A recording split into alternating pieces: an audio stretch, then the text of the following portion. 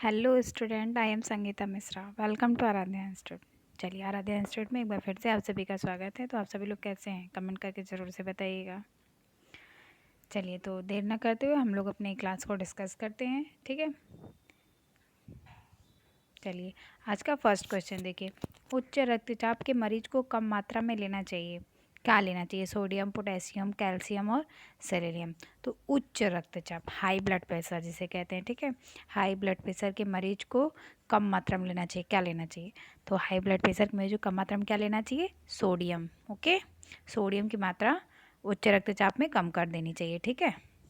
चलिए, next question देखिए। दालें अच्छा स्थान है किसका? रेशे का, प्रोटीन का, कार्बोहाइड्रेट का, वसा का। तो आई होप आप सभी लोगों को पता होगा। दालों में सबसे अधिक क्या प्रोटीन होते हैं, ठीक है। प्रोटीन की मात्रा होती है। तो हमारा क्या ऑप्शन होगा? Option number B, protein. Next question देखिए।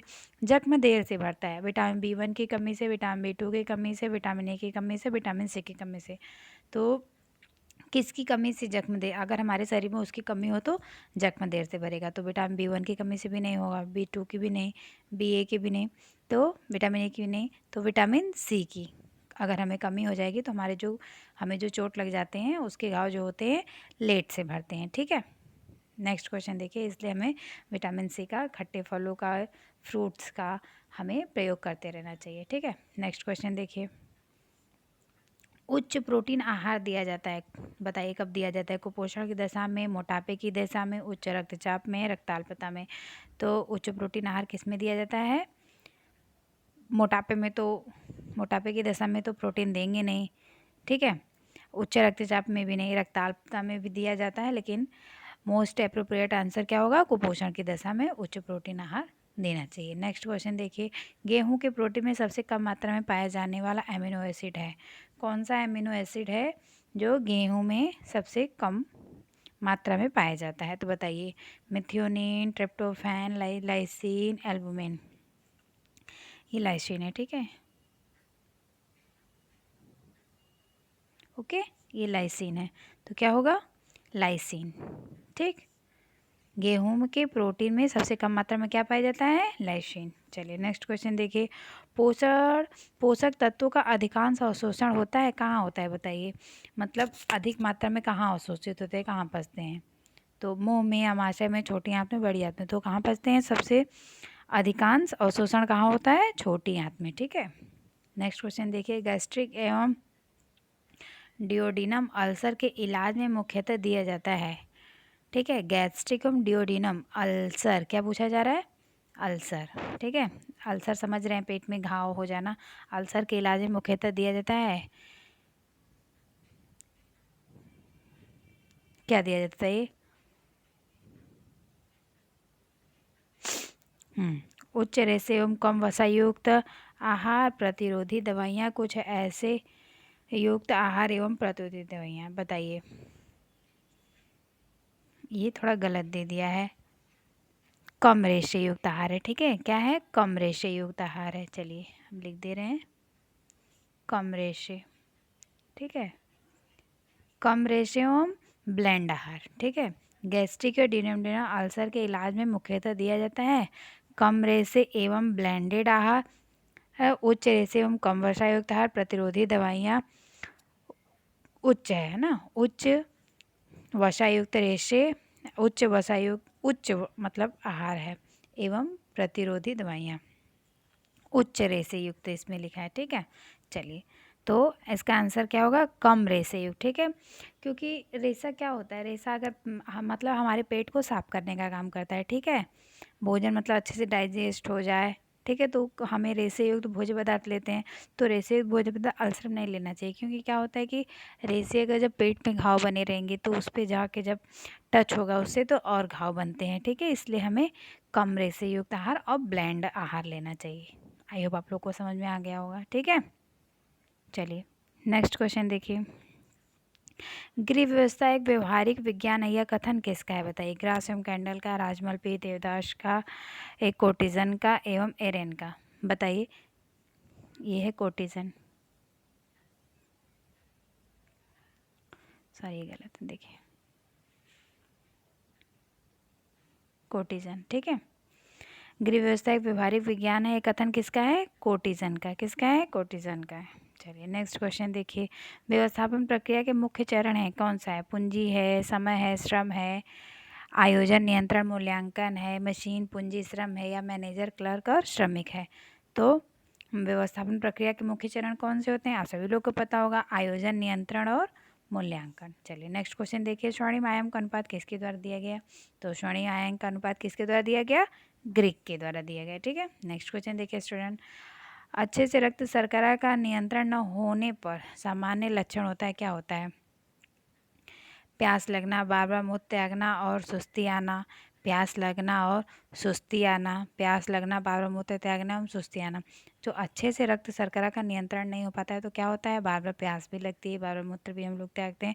जब पानी अधिक पियेंगे तो मूत्र त्याग अधिक होगा और सुस्ती भी आती है। ठीक है, सुस्ती भी आती है। ठीक, चलिए इसका ऑप्शन क्या होगा? डी। नेक्स्ट क्वेश्चन देखिए, प्रोटीन में लगभग नाइट्रोजन होता है, तो ये आई होप सभी को आ रहा होगा, प्रोटीन नाइट्रोजन कितने परसेंट होता है? 16%। ठीक है, नेक्स्ट क्वेश्चन देखिए, पाश्चुरीकृत दूध की क्षमता की जांच की जाती है काली फार्म टेस्ट प्रयुक्त करके, आयोडीन टेस्ट प्रयुक्त करके, नाइट्रिक एसिड प्रयुक्त करके, फास्फेट टेस्ट प्रयुक्त करके।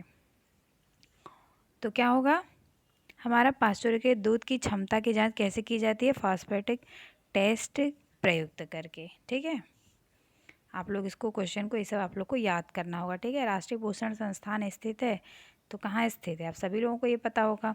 आई होप ये क्वेश्चन ऐसे होते हैं कि मतलब पता होते हैं लेकिन भूल जाते हैं, तो इसलिए इसको रिवीजन करना बहुत ही ज़्यादा ज़रूरी होता है। ठीक है, तो राष्ट्रीय पोषण संस्थान कहाँ स्थित है? तो हैदराबाद में स्थित है। ठीक है, नेक्स्ट क्वेश्चन देखिए, इकेबाना। ठीक है, इकेबाना एक उदाहरण है, बताइए इकेबाना, ये साथ में ये इकेबाना एक उदाहरण है। इकेबाना ना, इकेबाना। ठीक है, पढ़ते होंगे तो आप लोग को पता ही चल जाएगा। इकेबाना एक उदाहरण है किसका? भारतीय शैली का, पाकिस्तानी शैली का, चाइनीज़ शैली का या जापानी शैली का? तो आप सभी लोगों को पता है कि इकेबाना जापानी शैली का एक उदाहरण है। ठीक है, कला के तत्व होते हैं, कितने होते हैं? 3, 4, 8, 7। तो हमारी कला कितने तत्व होते हैं? 7 होते हैं। रेखा, आकार, रंग, नमूना, पोत, बनावट, टेक्सचर, स्थान ना। ठीक है, ये हमारे क्या होते हैं? कला के तत्व होते हैं। और कला के सिद्धांत कितने होते हैं? आप लोग कमेंट करके ज़रूर बताइएगा। मैनेजमेंट इन लिविंग फैमिली पुस्तक किसकी रचना है? हियर, IT गोल्डस्टीन एवं हित गोल्डस्टीन, लेगवार्थी, निकिलम डार्शी, ग्रास एवं कैंडल। तो मैनेजमेंट इन फैमिली किसकी रचना है? बताइए आप लोग, मैनेजमेंट इन फैमिली लिविंग किसकी रचना है? तो ये क्वेश्चन हम आप लोग को चलिए नहीं बताएंगे, ये आप लोग हमें कमेंट करके आंसर दीजिएगा। आप लोग आंसर नहीं देते हैं, ठीक है, ये आप लोग का होमवर्क है। ओके, देखते हैं कितने लोग इसका आंसर सही देते हैं। एकदम इजी क्वेश्चन है। ठीक है, आप लोग जान ही गए ये दोनों आंसर है नहीं, इन्हीं दोनों में से है, तो आप लोग को इसका आंसर हमें कमेंट में करके ज़रूर से बताना है। ठीक है, देखते हैं किस किस को ये आंसर पता है। ठीक है स्टूडेंट, आप लोग ज़रूर से कमेंट करके बताइएगा। तो हम इसका इंतज़ार करेंगे कि आप लोग कमेंट करके इसका आंसर बताएंगे। चलिए नेक्स्ट क्वेश्चन देखिए, किस लक्ष्य को परिवार प्रतिपादन पहले करता है परंतु यथार्थ में स्वीकारता बाद में है? तो बताइए, परिवार प्रतिपादित पहले करता है, स्वीकारता है बाद में। तो हमारे मध्यवर्ती लक्ष्य, मध्य अंत लक्ष्य, दीर्घकालीन लक्ष्य, अल्पकालीन लक्ष्य, तो क्या होगा? दीर्घकालीन लक्ष्य को। ठीक है, पारिवारिक स्तर को प्रभावित करने वाला कारक कौन सा है? बताइए, प्राप्त साधन की कीमत, आधारभूत उद्देश्य और मूल्य, स्तर की सामाजिक स्तर पर महत्व। ठीक है, सामाजिक स्तर पर स्वीकृति, उपरोक्त सभी। तो बताइए क्या होगा? तो हमारा जो पारिवारिक स्तर को प्रभावित करने वाला कारक कौन सा है? प्राप्त साधन की कीमत, हमारे पास जो साधन है उसकी कीमत, ये भी प्रभावित करती है। आधारभूत उद्देश्य, मूल्य प्रभावित करते हैं। सामाजिक स्तर पर, बड़े सामाजिक स्तर पर जो स्वीकृति होती है ये भी प्रभावित करती है। तो हमारा क्या होगा? उपरोक्त सभी होगा। ठीक है, नेक्स्ट क्वेश्चन देखिए, मुंडेल ने व्यक्ति की कार्य पद्धति में सुधार के परिवर्तन के कितने वर्ग दिए? चलिए आज का लास्ट क्वेश्चन है। तो कितने दिए? 3 भागों में विभाजित किया, 5 स्तरों में विभाजित किया, परिवर्तन में कई सुधार, संख्या में कुछ सुधार। तो हमारा क्या होगा? मुंडल ने व्यक्ति की कार्य पद्धति में सुधार के परिवर्तन कितने दिए?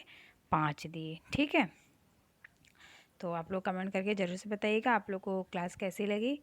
और ज़्यादा से ज़्यादा आप लोग सब्सक्राइब करिएगा, ठीक है, और शेयर करिएगा, ठीक है, अधिक से अधिक। तो चलिए हम लोग मिलते हैं फिर नेक्स्ट क्लास में। Bye bye, take